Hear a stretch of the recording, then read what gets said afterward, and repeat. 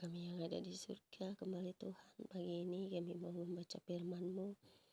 Biarlah Engkau beri hati yang mengerti untuk kami dapat mengerti, memahami, merenungkan firman-Mu, supaya menjadi kekuatan dan perisai bagi hidup kami. Dan terangi hati kami dengan Roh Kudus-Mu melalui firman-Mu, agar kami dapat berjalan di dalam terang firman-Mu.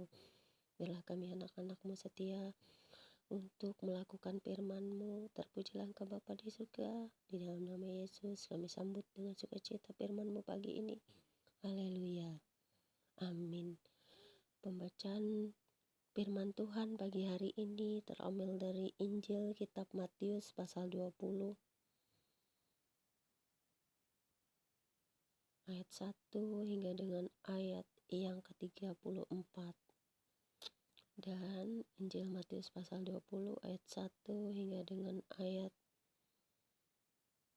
yang ke-16 dengan perikop perumpamaan tentang orang-orang upahan di kebun anggur yang berbunyi demikian.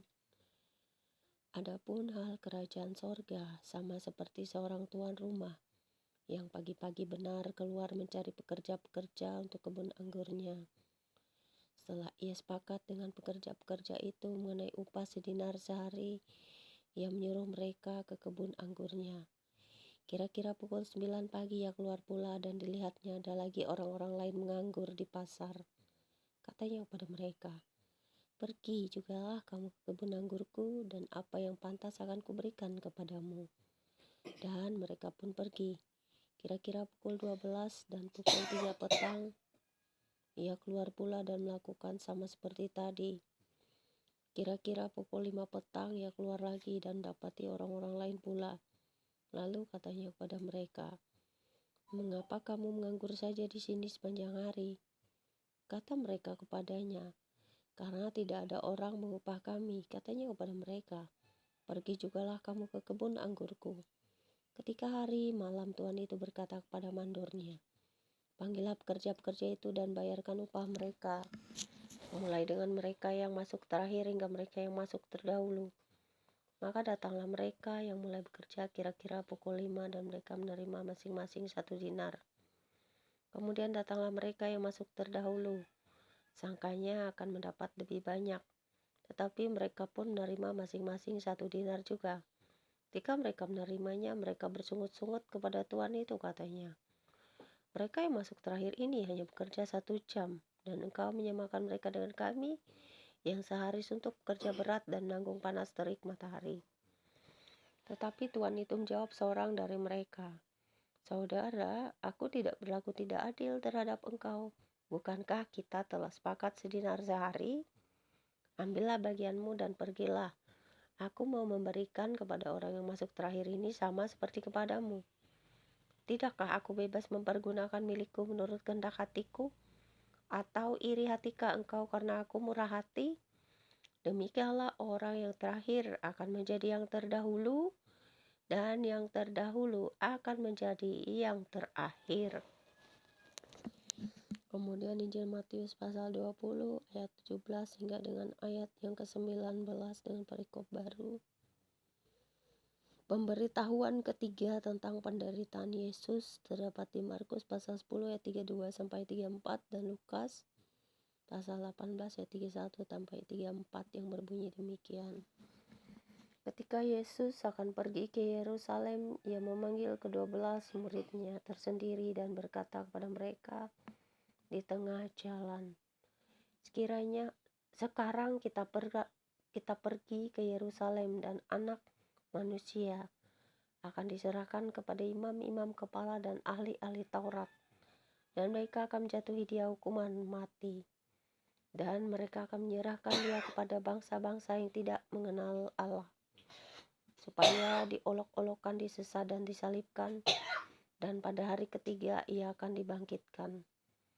Kemudian Injil Matius pasal 20 ayat 20 hingga dengan ayat yang ke-28 dengan perikop baru.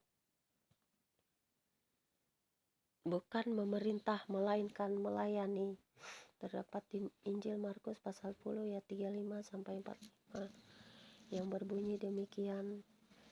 Maka datanglah ibu anak-anak Zebedeus serta anak-anaknya itu kepada Yesus lalu sujud di hadapannya untuk meminta sesuatu kepadanya. Kata Yesus, "Apa yang kau kehendaki?" Jawabnya, "Berilah perintah supaya kedua anakku ini boleh duduk kelak di dalam kerajaanmu, yang seorang di sebelah kananmu dan yang seorang lagi di sebelah kirimu." Tetapi Yesus menjawab katanya, "Kamu tidak tahu apa yang kamu minta. Dapatkah kamu meminum cawan yang harus kuminum?" Kata mereka kepadanya, "Kami dapat." Yesus berkata kepada mereka, "Cawanku memang akan kamu minum, tetapi hal duduk di sebelah kananku atau di sebelah kiriku, aku tidak berhak memberikannya. Itu akan diberikan kepada orang-orang bagi siapa Bapakku telah menyediakannya." Dengar itu, marahlah ke-10 murid yang lain kepada kedua saudara itu. Tetapi Yesus memanggil mereka lalu berkata, "Kamu tahu bahwa pemerintah-pemerintah bangsa-bangsa memerintah rakyatnya dengan tangan besi, dan pembesar-pembesar menjalankan kuasanya dengan keras atas mereka. Tidaklah demikian di antara kamu. Barang siapa ingin jadi besar di antara kamu, hendaklah ia menjadi pelayanmu. Dan barang siapa ingin menjadi terkemuka di antara kamu, hendaklah ia menjadi hambamu. Sama seperti Anak Manusia datang bukan untuk dilayani, melainkan untuk melayani dan untuk memberikan nyawanya menjadi tebusan bagi banyak orang. Kemudian Injil Matius pasal 29, pasal 20 ayat 29 hingga dengan ayat 34 dan perikop baru. Yesus menyembuhkan 2 orang buta. Terdapat di kitab Markus pasal 10 ayat 46 sampai 52 dan Injil Lukas pasal 18 ayat 35 sampai 43 yang berbunyi demikian. Dan ketika Yesus dan murid-muridnya keluar dari Yeriko, orang banyak berbondong-bondong mengikuti dia. Ada 2 orang buta yang duduk di pinggir jalan mendengar bahwa Yesus lewat. Lalu mereka berseru, "Tuhan, Anak Daud, kasihanilah kami." Tetapi orang banyak itu menegur mereka supaya mereka diam. Namun mereka makin keras berseru katanya, "Tuhan, Anak Daud, kasihanilah kami."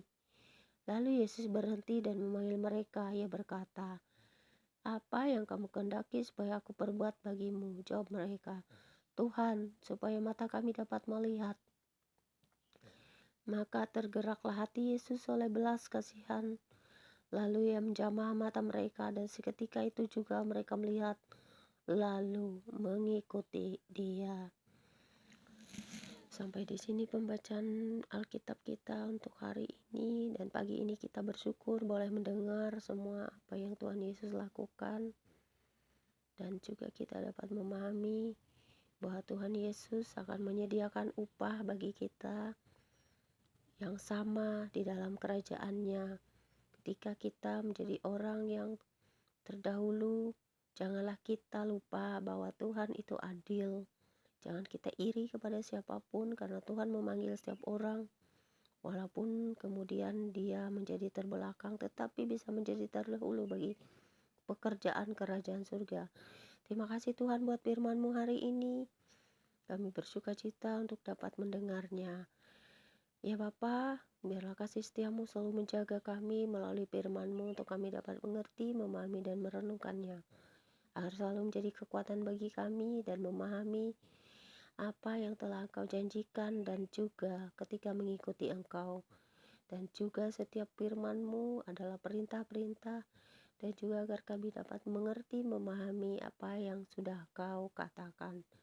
Terpuji Engkau Bapa, di dalam nama Yesus, firman-Mu berkuasa atas hidup kami, dan Roh Kudus-Mu menerangi kami selalu di dalam hidup di dunia ini, supaya kami dapat bertahan sampai kepada akhir segalanya. Amin.